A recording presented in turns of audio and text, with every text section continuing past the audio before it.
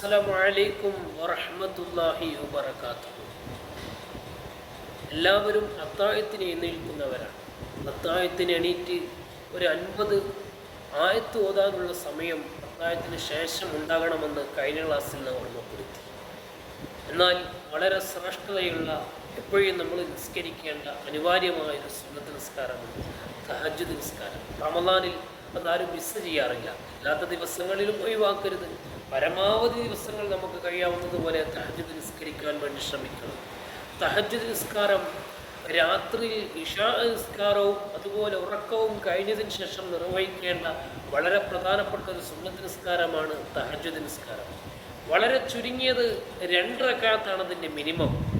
2 റക്അത്താണ് minimum എങ്കിലും വലാ ഹദ്ദ ലി അദദി റക്അാതിഹി, അധികരിക്കുന്നതിൽ റക്അത്തിന്റെ എണ്ണമില്ല. എത്രയും നിസ്കരിക്കാം, നമുക്ക് എത്രയും നിസ്കരിക്കാൻ കഴിയും അത്രയും നിസ്കരിക്കാം. 1000 റക്അത്ത് നിസ്കരിച്ച് മഹാന്മാർ കഴിഞ്ഞുപോയി.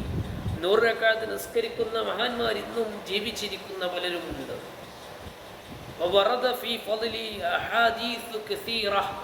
ധാരാളം ഹദീസുകൾ തഹജ്ജുദിന്റെ ശ്രേഷ്ഠതയെ കുറിച്ച് വന്നിട്ടുണ്ട്.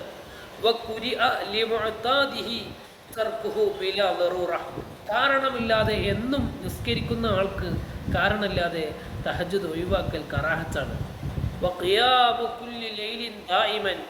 എല്ലാ രാത്രിയിലും ഹയാത്താക്കുക എന്നുള്ളത് വളരെ നല്ലൊരു കാര്യമാണ്. രാത്രിയിൽ നിത്യമാക്കുക, ഹയാത്താക്കുക, രാത്രിയിൽ അല്പസമയമെങ്കിലും തഹജ്ജുദ് നിസ്കരിക്കുക എന്നൊക്കെ അതൊരു വലിയ ഭാഗ്യമാണ്. അല്പസമയമെങ്കിലും അതിന് ചെലവഴിച്ച് എൻ്റെ റബ്ബിലേക്ക്, നമ്മുടെ സൃഷ്ടാവിലേക്ക് കരഞ്ഞ് പ്രാർത്ഥിക്കാൻ നാം എല്ലാവരും തയ്യാറാവുകയാണെങ്കിൽ അൽഹംദുലില്ലാഹ് അത് നമുക്ക് വലിയൊരു വിജയം സമ്മാനിക്കും. അല്ലാഹു തആല എന്നും തഹജ്ജുദ് നിസ്കരിക്കുന്ന വിശ്വാസികളിൽ അല്ലാഹു നമ്മെ ഉൾപ്പെടുത്തി അനുഗ്രഹിക്കുമാറാവട്ടെ. അസ്സലാമു അലൈക്കും വറഹ്മത്തുള്ളാഹി.